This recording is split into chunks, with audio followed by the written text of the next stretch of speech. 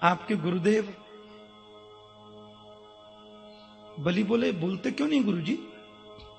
गुरुजी बोले दिख नहीं रहा, अखंड जाप चल रहा है, मंत्र जाप चल रहा है, बीच में कैसे बोलेंगे? बलि की और श्रद्धा हो गई और चरणों में गिर के बोले आपके श्री मुखारविंद के दर्शन के बाद मुझे ऐसा लगता है कि मैं आपको बहुत कुछ दे दूं, लेकिन मैं आपको दूं और वो आपके काम ना आवे तो क्या फायदा? इसलिए मैं चाहता हूं अपने श्री मुख से आप एक बार बोलो, क्या सेवा करूं? कि काम कांचनम गुणबद्धाम अमृष्टम तथा न में उतवा विप्रकन्या कि ग्रामान् समृद्धान् स्तुनगान् गजान् बटोर यथा अर्हत संप्रयच्छ। क्या सेवा करूं आपकी? आपको 2-4 हजार गऊ दान में दे दूं? सोने का महल बना के दान में दे दूं? सुनिए, आपका विवाह नहीं हुआ हो तो किसी ब्राह्मण की कन्या से आपका विवाह करा दें। पता नहीं क्यों आपके स्वरूप के दर्शन के बाद मुझे ऐसा लगता है कि मैं आपको बहुत कुछ दे दूं, मन के सब कुछ दे दूं।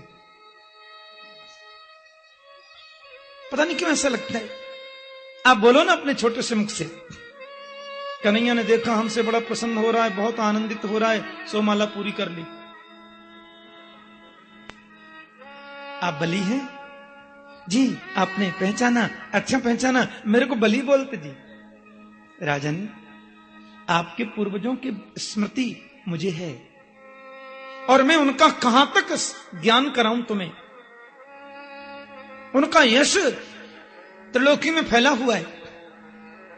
आपके पिताजी दानी, आपके बाबा दानी, आपके पर बाबा दानी, आप भी कोई दान की बात करो तो इसमें आश्चर्य की बात नहीं है।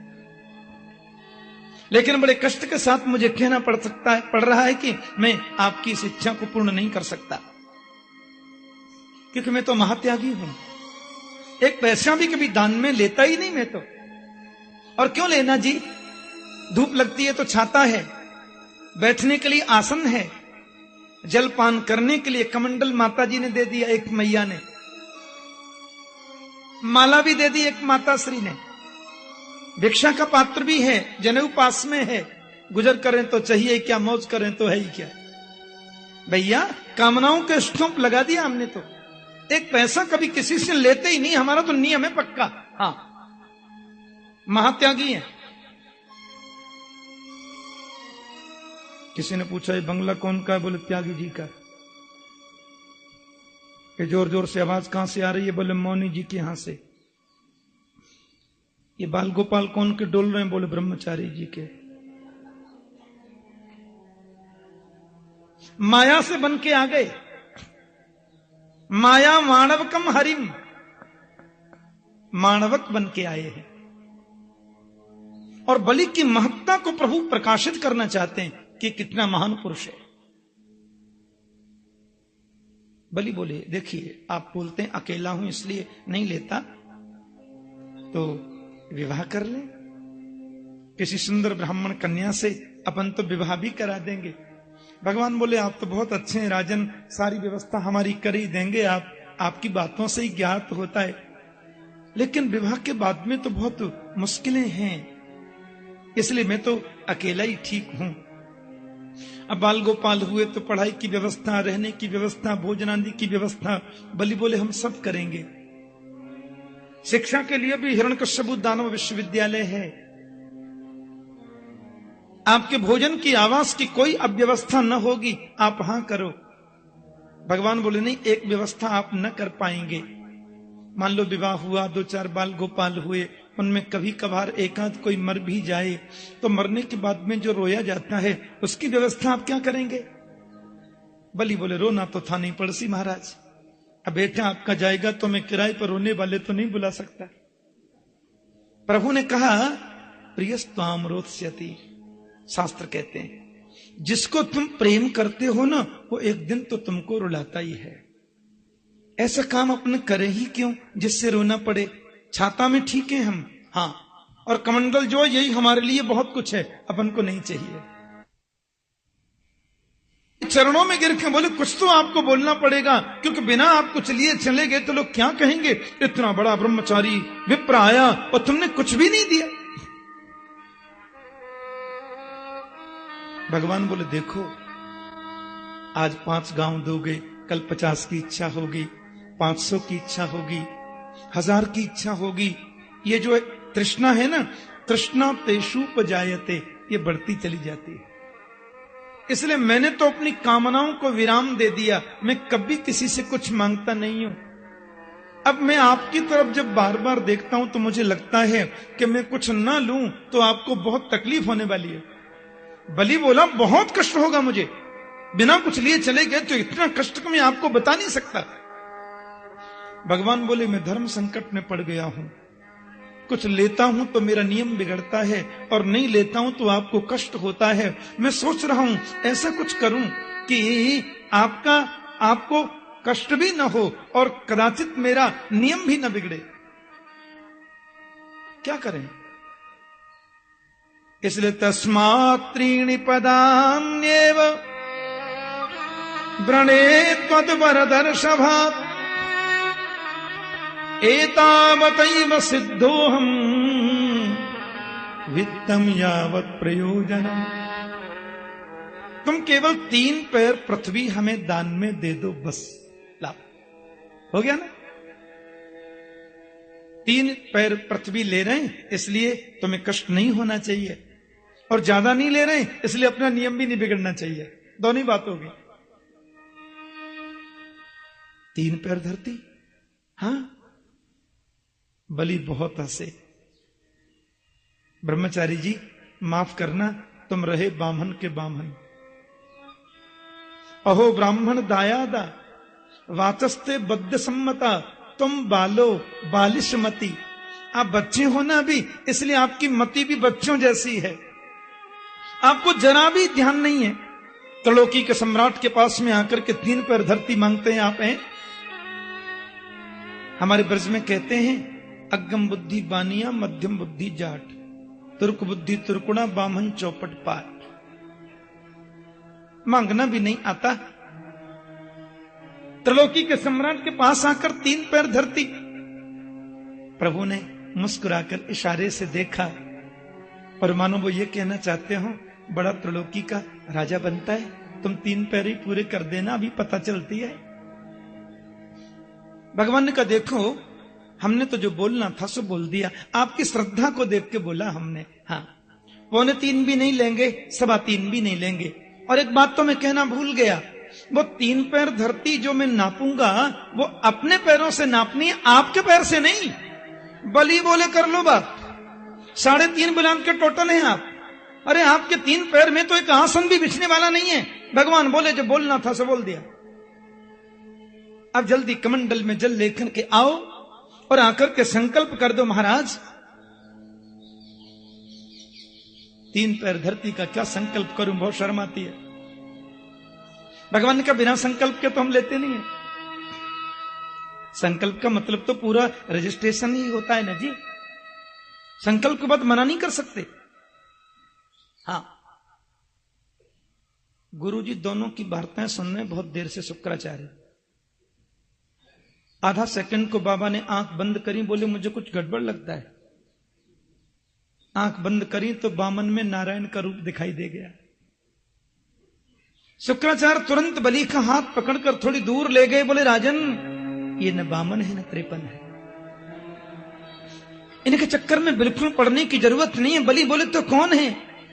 बोले सबई रोचने साक्षात भगवान विष्णुरव्यय कश्यपादितेर्जातो देवानां कार्य साधक। देवताओं के कार्य को सिद्ध करने के लिए परात्पर नारायण विष्णु ही तुम्हारे घर बामन बनकर के आए हैं, और मुझे बिल्कुल दर्पण में दिखाई दे रहा है। तुमने 3 पैर धरती देने का संकल्प इनको कर दिया राजन, तो ये 2 पैरों में त्रिलोकी को नाप लेंगे और तीसरा पैर देने को तेरे पास कुछ नहीं बचेगा। ये तो बहुत अच्छा हुआ, संकल्प नहीं हुआ। मना कर दो, बिल्कुल दो टूक मना। बोले मैंने देने लेने की कोई बात नहीं करी, पधारो फिर कभी आना। बलि बोले झूठ बोल जाऊं मैं? आप मेरे कुलगुरु हैं, आप मेरे कुल के आचार्य हैं, और आप कहते हैं कि मैं इनसे राम राम असत्य बोल जाऊं कि मैंने कोई बात देने लेने की नहीं करी। ये क्या कह रहे हैं आप गुरुजी? असत्य यानी कि झूठ? नहीं नहीं, शुक्राचार्य बोले यही तो तुम समझते नहीं हो राजन, बड़े ध्यान से सुनने की बात है। बोले 8 जगह ऐसी होती हैं राजन, जरूरत पड़ने पर परिस्थिति को ध्यान में रखते हुए एक बार यदि इन 8 जगहों में झूठ बोलना पड़े उसका दोष नहीं होता, पर यह छूट एक बार की है। कौन कौन सी जगह है? तो स्त्रीषु नर्म विवाहे च वृत्यर्थे प्राण संकटे गौ ब्राह्मणार्थे हिंसायाम नान्यतम स्यात् जुगुप्सितम। बड़ी सुंदर बात कही। बोले माताओं से किसी बात को छुपाना पड़ जाए तो पारिवारिक परिस्थिति को ध्यान में रखकर एक बार असत्य बोलकर भी उनसे बात छुपानी पड़े तो दोष नहीं है। क्यों? क्योंकि पुरुषों की अपेक्षा मातृ हृदय अति कोमल होता है, इनके हृदय में बहुत कोमलता होती है। हां, आपने कोई गंभीर बात अपनी धर्मपत्नी को बताई, आपने बिल्कुल गलती नहीं की। वो घर की मालकिन है, घर की स्वामिनी है, उनको तो बताना ही चाहिए। आपने धर्मपत्नी को कोई गंभीर बात बता दी तो आपने गलती नहीं की, लेकिन बात बताने के बाद आपने ये निर्देश यदि दे दिया कि बड़ी गंभीर बात है, किसी से कहना नहीं देवी, तो आपने ज्यादा गलती कर दी। अब वो 24 घंटे यही सोचेंगी पति ने मना किया, बात किसी को कहना नहीं है। हे भगवान, ये बिल्कुल किसी से कहना नहीं है। हे भगवान, मेरे मुंह से कहीं निकल नहीं जाए। हे भगवान, ये तो किसी को बतानी ही नहीं है। और वो बात जरूर बता देंगी। बस मंदिर गई, उदास हैं। इनकी कोई मित्र मिली, सहेली, क्या बात है उदास लगती हो? नहीं, कोई बात नहीं। हमसे छुपा रही हो? नहीं, कोई बात नहीं। देखो, अब बताने से आधी बात का वजन कम हो जाता है। हाँ, नहीं, कोई बात नहीं। अब देख लो, तुम हमसे ही छुपा। देखो, ऐसी ऐसी बात है, मेरे घर में ऐसा हो गया। हे भगवान, मैंने तुमसे कह दिया, तुम किसी से मत कहना। ना, मेरी तो ये आदत ही नहीं है। और ये तुम सत्य समझ लो कि मेरे मुंह से बात कभी जीवन में निकलेगी नहीं, ये स्वभाव ही नहीं मेरा तो। हाँ, फिर उनको तीसरी मिल गई। बातों में ऐसा, हाँ, ये तो उनके घर भी ऐसा हुआ था। हे भगवान, मैंने तुमसे कह दिया, देखो तुम किसी से मत कहना। उनकी पत्नी ने मुझे बड़े विश्वास में लेके कहा था। ना, मेरा तो ये स्वभाव ही नहीं है। तो अति कोमलता, इसमें निंदा नहीं है, ध्यान रखना। ये मातृ हृदय की कोमलता, प्रभु ने उनको कोमल ज्यादा बना दिया। अब आपने कोई बात बता दी, पीछे से आपका कोई शत्रु आया और झूठे के आंसू बहा करके आपकी पत्नी के सामने बैठकर रोने लगा। ये रोना तो किसी का देख ही नहीं सकते। अब आपका शत्रु रोते रोते आपकी अनुपस्थिति में जो कुछ भी इनसे पूछेगा सब बता देंगी, और वो तो जरूर बता देंगी जिसके लिए मना किया था।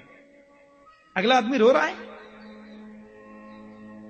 इसलिए विशेष परिस्थिति यदि ऐसी लग रही हो कि यह बात बिल्कुल आउट नहीं होनी चाहिए, तो पत्नी से भी छुपाना पड़े और उसके लिए कदाचित एक बार असत्य बोलना पड़े, तो एक बार की यह बिल्कुल छूट है, जो परिस्थिति उससे ज्यादा बड़ी है।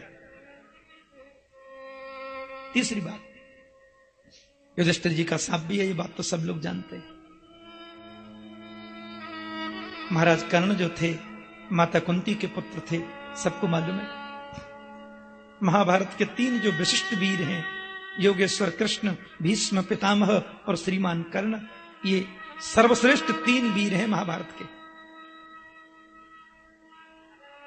कर्ण के बारे में तो क्या बताएं।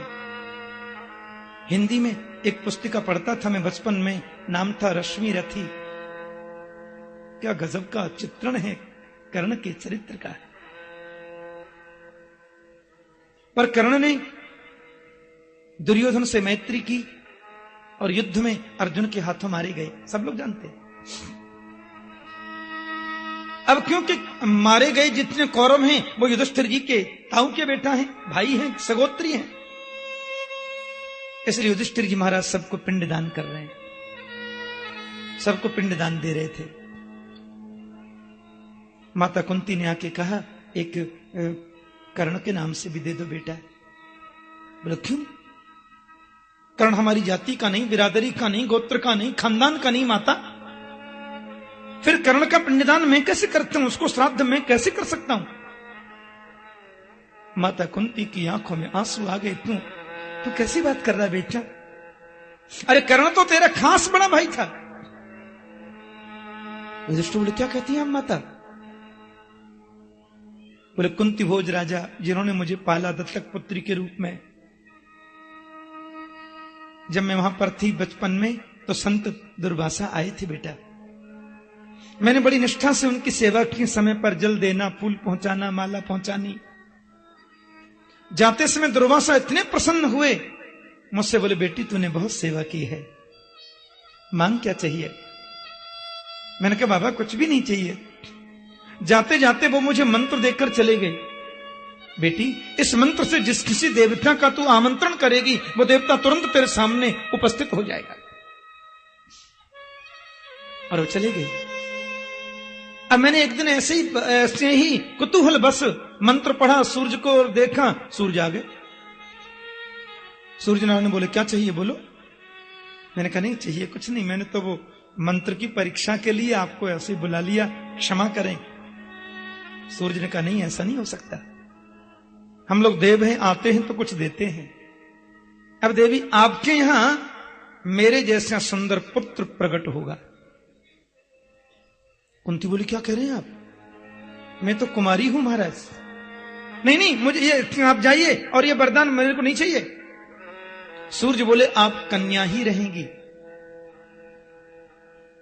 ये तो मंत्र शक्ति से होगा। लेकिन मैं समाज को क्या बताती युधिष्ठिर? मैंने डर की वजह से, लोक लाज की वजह से उस बच्चे को लता पत्रों में लपेटकर गंगा में प्रवाहित कर दिया। और बालक गंगा में बहता जा रहा है तो अधिरथ नाम के सूत, जिनकी पत्नी का नाम है राधा, तो अधिरथ नाम के सूत की पत्नी राधा ने मेरे बच्चे को नदी से लेकर गोदी में उसको आश्रय दिया। और कुंती का पुत्र जो कौंतेय कर्ण है वो राधा का पुत्र राधेय हो गया। तेरा खास बड़ा भाई था। महात्मा युधिष्ठिर जी की आंखों में आंसू छल छला गए। माता ये तुमने क्या किया? इतने बड़े अतिरथी वीर को तुमने कितनी सहजता से मरने दिया। ये बात मुझे पहले क्यों नहीं बताई? मैं जब कभी कर्ण के पैरों की ओर देखता था तो मुझे लगता तो था कि कर्ण के पैर माता कुंती के चरणों से मेल क्यों खाते हैं। मैंने तो कभी सोचा ही नहीं कि कर्ण हमारा भाई हो सकता है। और ये गंभीर बात तुमने हमसे छुपाई माता। मैं शाप देता हूं कि आज के बाद कोई वंदनीय माता भी अपने हृदय में किसी बात को बहुत काल तक छुपाकर नहीं रख सकेगी। तो शायद युधिष्ठिर जी का शाप भी इनके हृदय की कोमलता में एक कारण बन गया हो। इसलिए अति गंभीर विषय पर ज्यादा आवश्यकता दिखाई देती हो, एक बार यानी कि सिर्फ एक बार माताओं से भी किसी बात को छुपाने में हमें असत्य का आश्रय लेना पड़े, एक बार की छूट है। स्त्री सूक्त और नर्म हंसी मजाक में हमारे मुख से झूठ निकल जाए, देखो वो सत्य तो नहीं है, लेकिन उस असत्य का दोष नहीं होता। विवाहे च, अब शादी विवाह में किसी कन्या की हमें थोड़ी ज्यादा ही प्रशंसा करनी पड़े। अब कई बार ऐसा हो जाता है, महाराज आप उस परिवार में कथा के लिए पधारे थे, उसी परिवार की बेटी हमारे घर में बहू बन के आ रही है, आपने देखा होगा कैसी है कन्या। अब भले ही मैंने उसको देखा नहीं है, तो अभी एक बार तो मुझे जरूर कहना चाहिए, बहुत सुशीला है, बहुत अच्छी है, बहुत शिक्षित है। आप लोग अपनी मर्यादा और हिसाब से देख लीजिए, लेकिन बेटी अच्छी है, तो उसमें दोष नहीं लगता। और वृत्त्यर्थ अपना संपूर्ण धन यदि नष्ट होने का अवसर उपस्थित हो गया, और मैं जानता हूं कि आज में केवल सत्य पर ही टिका रहा तो यह धन संपूर्ण नष्ट हो जाएगा, परिवार पर बहुत बड़ा संकट आ जाएगा, तो एक बार परिवार को ध्यान में रखना, सत्य बोलकर वो धन बचाना पड़े तो दोष नहीं लगता। वैसे उसको हम सत्य तो नहीं कह सकते। वृत्त्यर्थ और प्राण संकटे, किसी व्यक्ति के प्राण संकट में पड़ गए हैं और हमको लगता है इसको एक अवसर मिल जाए तो ये बदल सकता है, तो उस व्यक्ति के जीवन को ध्यान में रखते हुए एक बार उसके प्राणों को बचाने की कामना से ऐसा करना पड़े तो दोष नहीं है। और गौ ब्राह्मणार्थे हिंसायाम, शास्त्र कहते हैं गौ हत्या को रोकने के लिए तो हमें कुछ भी करना पड़े करना चाहिए, उसके लिए कोई दोष नहीं है। ब्राह्मण की वृत्ति की रक्षा के लिए या किसी भी प्राणी की हिंसा को रोकने के लिए एक बार ऐसा करना पड़े तो उसमें दोष नहीं होता। आपके पूरे धन को नष्ट होने का समय आ गया, और वैसे भी प्रजा की संपत्ति के 15% से ज्यादा दान करने का भी आपको अधिकार नहीं है। इसलिए महाराज आप मना कर दीजिए, मैंने देने की कोई बात नहीं की, पधारिए जाइए। राजा बलि ने बहुत सुंदर वाक्य कहे, महाराज मेरे तो दोनों हाथों में लड्डू हैं, यदि ये साक्षात भगवान हैं तो सब कुछ लूट करके ले जाएं, परवाह नहीं है।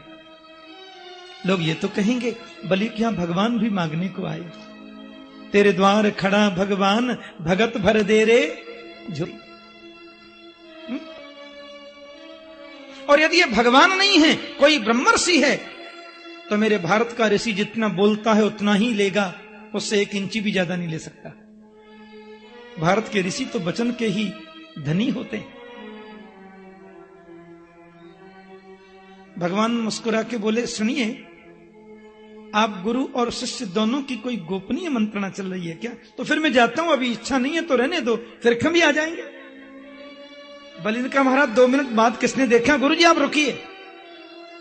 विष्णु पुराण में तो आता है कमंडल की नली में भी बैठ गए थे शुक्राचार्य आचार्य जी। भगवान ने कुशा के आसन से उसमें ऐसे करके कहते हैं उनकी एक पधरा दी। बोलो जय श्री कृष्ण। लेकिन मनीषियों का मंतव्य है कि भगवान ने ऐसा करके शुक्राचार्य को कदाचित ये बताया होगा कि आप आचार्य हैं, कुल गुरु हैं, और कुल गुरु वही श्रेष्ठ होता है गुरु जो सबको एक नजर से देखे, 2 नजर से नहीं। भेद दृष्टि 2 दृष्टि, अभेद दृष्टि ही एक दृष्टि है। हाँ, शुक्राचार्य तो शाप दे के चले गए। हाँ, बलि ने कहा ठीक है महाराज जी, अब लीजिए संकल्प। भगवान बोले तो फिर जल्दी बोलो। वामन रूपाय ब्राह्मणाय तुभ्यमहं 3 पदवीं पृथ्वीं संप्रददे। और संकल्प जब हो गया, अब प्रणाम करो। बलि ने साष्टांग दंडवत करी और उठकर के देखा तो जहां भगवान का मुखारविंद था वहां तो चरण ही है। बलि ने ऐसे करके देखा तो मुंह तो दिखता ही नहीं, कहां चले गया? विराट बन गए मेरे गोविंद। बोले विराट भगवान की। अब भूख विराट का रूप धारण कर लिया। एक चरण को नीचे स्थापित किया, दूसरा चरण इतना लंबा कि त्रिलोकी तो बीच में ही आ गई। और भगवान का द्वितीय चरण जब ब्रह्मलोक में गया तो ब्रह्मा जी ने उनके चरण को धोकर जल कमंडल में रख लिया। वही तो गंगा माता है महाराज। पूरा ब्रह्मांड प्रभु के शरीर में आ गया। दैत्य लोग तो मारने दौड़े, बड़ा धोखा किया है ये विष्णु ने आकर के। लेकिन बलि ने कहा कोई कुछ नहीं कहेगा, ये मेरे प्रभु हैं और मैंने संकल्प दिया है, जैसा इनको रुचिकर लगे करने दो।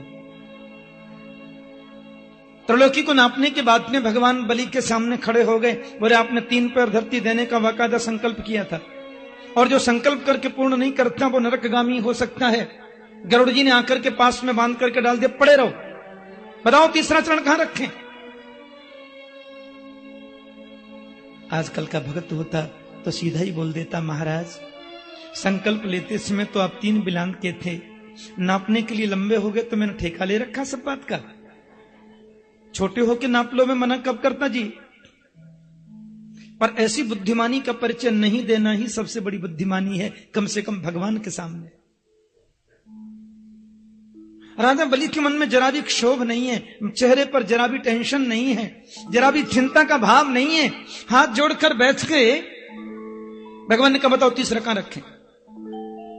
बलि ने कितना सुंदर जवाब दिया।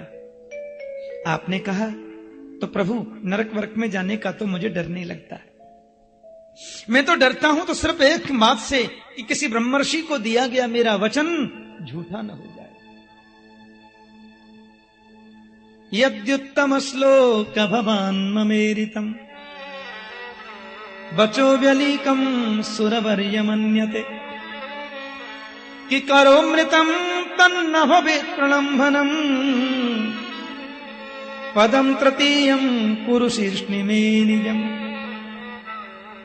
आप तीसरे चरण को मेरे सिर पर रख दीजिए, क्योंकि बताइए धन बड़ा होता है कि धन का मालिक? बोले मालिक तो धन से 100 गुना बड़ा होता है। तो अभी तक आपने मेरे धन को ही तो नापा है केशव, मालिक तो बाकी है।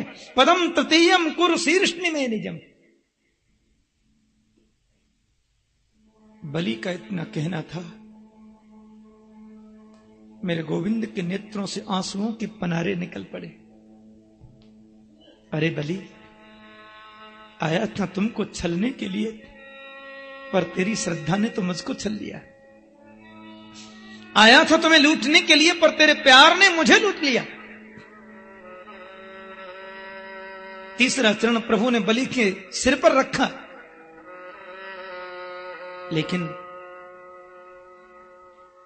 बलि की पत्नी तो बलि से भी 4 हाथ आगे।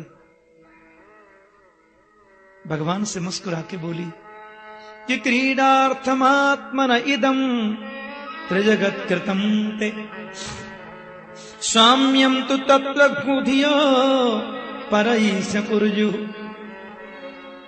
ये पूरा विश्व प्रपंच आपकी क्रीड़ा है। ये मनुष्य की बहुत बड़ी गलती है कि अपने आप को इसका मालिक बोलता है। साम्यम तो तत्र कुधियो परईश कुर्जु। मेरे पति को आपने त्रिलोकी का राज्य दिया, ये बड़ी कृपा थी, और आज लूट लिया, ये तो डबल कृपा है। आपकी संपत्ति आपके पास, इसमें किसी का क्या। कहते हैं आकाश से प्रहलाद जी उतर के आए। प्रहलाद बलि के खास बाबा है। दादाजी को देखा तो बलि तो प्रणाम भी नहीं कर सकता, क्यों बंधा पड़ा बेचारा। नहीं, प्रहलाद जी को दंडवत करते कितने दिन बाद आज आए हैं बाबा ऊपर से। भगवान के चरणों में प्रहलाद ने प्रणाम किया और एक और सुंदर बात कह दी। त्वयैव दत्तम पदमेन्द्र मूर्जितम हृतम तदेवाद्य तथैव शोभनम। त्रिलोकी का साम्राज्य मेरे पौत्र को आपने प्रदान किया, ये कृपा है। और हृतम तदेवाद्य तथैव शोभनम, आज आपने वो सब ले लिया, ये तो और ज्यादा आनंद की बात है और सुंदर बात है। आप दें वो कृपा, लें वो डबल कृपा। ब्रह्मा जी के सामने प्रभु ने प्रहलाद से कहा, तुम्हारा पौत्र तो तुमसे भी आगे निकला। ब्रह्मा बोले बंधा पड़ा है बेचारा, इसको खोल तो दीजिए प्रभु। प्रभु ने अपनी महिमा बताई, अपने स्वभाव को बताया, और प्रहलाद से बोले वत्स प्रहलाद भद्रम ते प्रियाही सुतलालयम। प्रहलाद, आज से मैंने सुतल लोक का राज्य तुम्हारे पौत्र बलि को दिया, तुम वहां जाओ। कैसा है सुतल? बोले सुतलम स्वर्ग भी प्रार्थ्यम, स्वर्गवासियों के लिए भी वंदनीय जो सुतल लोक है, उसका राज्य मैंने बलि को दिया। अब ये तो मैंने अपनी तरफ से दिया है। त्रिलोकी भगवान ने स्वर्ग में देवताओं को दे दी।